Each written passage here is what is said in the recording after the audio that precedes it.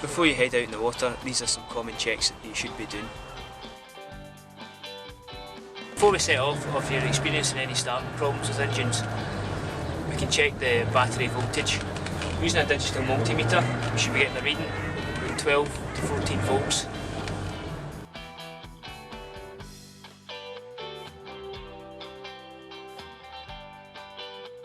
Right, first thing you want to do is check you've got plenty of fuel for your trip, for your journey, so plan well in advance for that. Second of all, you want to check for contaminants in the fuel. There's a couple of ways you can do that. Simply unscrew the cap, have a look inside the tank, or possibly take a fuel sample if it's possible. So as we're checking for any leaks or cracks in the fuel line, we want to check that our breather valve on the fuel tank opens and closes. This will need to be in the open position when the engine is running. Next we're going to discuss the oil. Now with a 2-stroke engine, the oil will need to be mixed into the tank. With a 4-stroke engine, the oil is already in the engine. There's 2 ratios for this, 50 to 1 or 100 to 1. With the 2-stroke engine, every time you add fuel to your tank, you'll need to add the correct ratio of oil. So checking the oil in the 4-stroke engine. There's a dipstick on the engine, an awful lot like your car. Simply remove it, wipe it clean, pop it back in, remove it, for the oil to be displayed on the dipstick.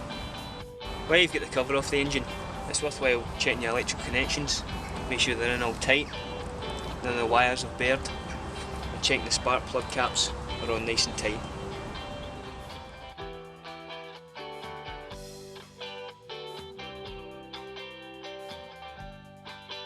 After we've done them checks, we've tilted the engine up.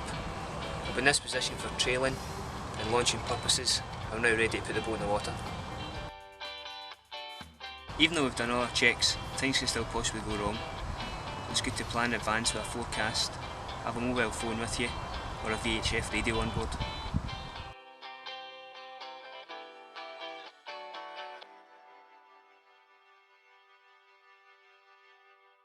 So we're in the water now, and the starting procedure for the engine.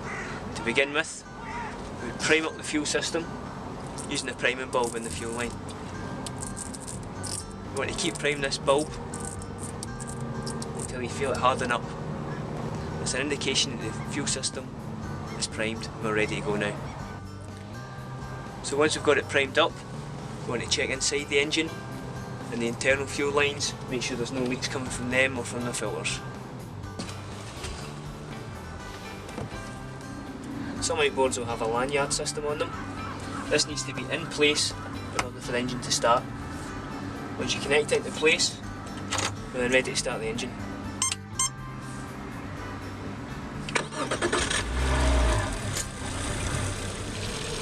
It's always good practice to connect this to you. If for any reason you have to fall out the boat, this will cut the engine out for it. Once the outboard started, you want to check that the water coolant jet is flowing strong. Now we're confident in the checks that we've done. The outboards are running well. We've got an auxiliary outboard with us. Only then are we now ready to untie from the pontoon and set off.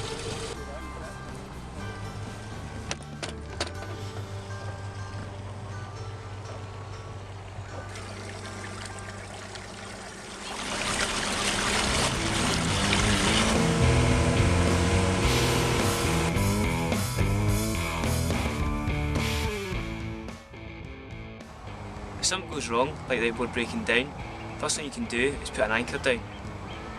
This will give you a fixed point if you need to be rescued, but it'll also give you time to rectify the problem. A few checks you can do is check for the lanyard, make sure it's not popped out or pulled out accidentally. Check your battery connections, make sure they're tight. Check that you've not ran out of fuel. Prime up the fuel system, check for leaks again, on the line and inside the engine. Check the spark plug caps haven't come off. If all else fails, it's time to start up the auxiliary outboard. If you don't have an auxiliary outboard, it may be time to call for help.